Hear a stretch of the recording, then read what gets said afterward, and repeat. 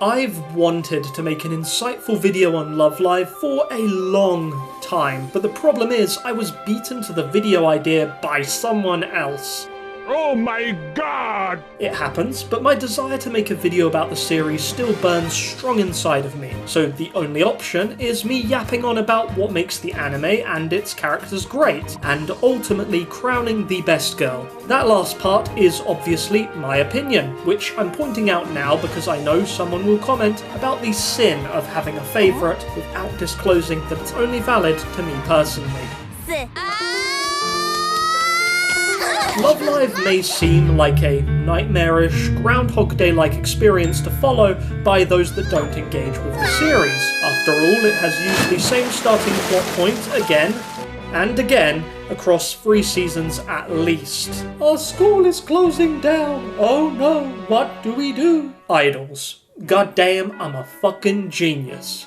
This setup means that each mainline installment, is that right? I feel like I'm talking about Halo, largely feels the same on paper, arguing that this stifles creativity and causes a lack of genuine intrigue for what is coming next, is valid.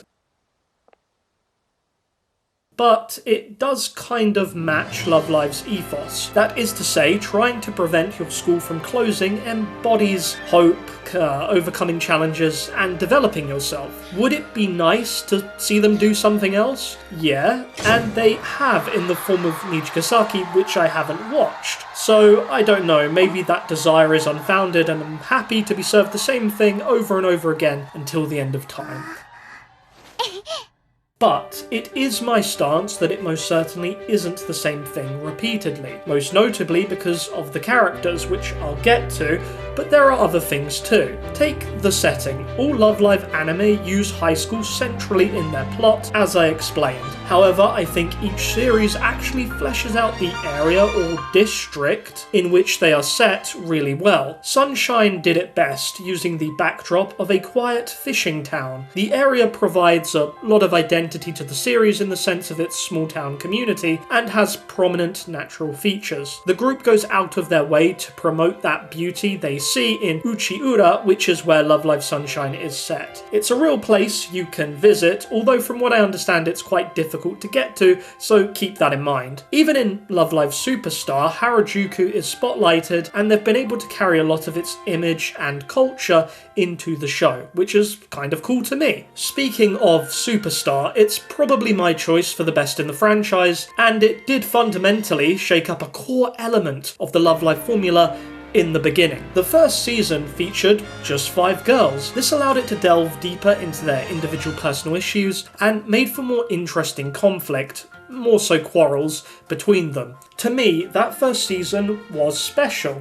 And then they added 4 more girls and made Liela exactly like its predecessors. But to be fair, for the most part, the new auditions are pretty good. Speaking in technical terms, Love Live has gotten better with each new iteration. If you compare the pre-anime music videos to the stuff that was coming out in Superstar, the change is unbelievably stark, to the point that I'd say the franchise has some of the best character CG in anime. Furthermore, these dynamic performances are kind of their own rightful spectacles. I mean, it has been 10 years, but it's still so impressive to me that Love Live has gone from its reputation of dodgy, kind of uncanny 3D to what we have today. This isn't all just because of technology either. Part of the improvement comes from a better understanding of when to use 3D versus 2D, transitioning properly, and more impressive set design interaction. This has all come from the experience of the staff as they've worked on Love Live. In terms of music, I think that's more subjective if you believe it's been getting better, worse, or staying much the same. I do believe there's great songs from each of the 3 main series, and yes, even Nijigasaki. I would say the selection is more diverse now though, and we've gotten songs that are less traditionally idol more recently than before.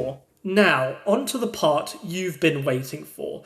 Who's the best Love Live girl? The results might shock you. Let's start by saying they've got to be from Liela or Aquas. Listen, I love and respect the OGs. Without them, we'd have nothing, and they are kind of the common ancestors for all the characters that have come after. It's hard not to see Ellie in Ren, for example, and that's not the only case I can think of. But for me, narrowing it down further to a specific group, it's Liela, because they are just the most well-rounded. My big three, Cuckoo, Sumire, and Canon, are all wonderful for different reasons, but the award goes to Canon Shibuya. She is the first girl that really had a distinguished role as a main character. She is initially terrified to sing in public, and there's a lot of tension and backstory that feels real there. It's relatable in a show that can sometimes feel a bit too shiny. Later, she becomes a great mentor and a core pillar for the growth of the group, yet never really loses her identity in the process. Oh, and also she can be funny, cheeky, or show really any visible personality and still be likeable. I can't put my finger on why, that's just the way it is. We'll never not love Canon. Shout out to the others though, Mei, Yor, Maki, and a long list of other great girls. Where else are you really going to get an anime that is just stuffed with characters that are all great in some way? Maybe that's actually why I love Love Live, and this entire video has been pointless? Well, on that note, I hope you've enjoyed this one and have a great night or day.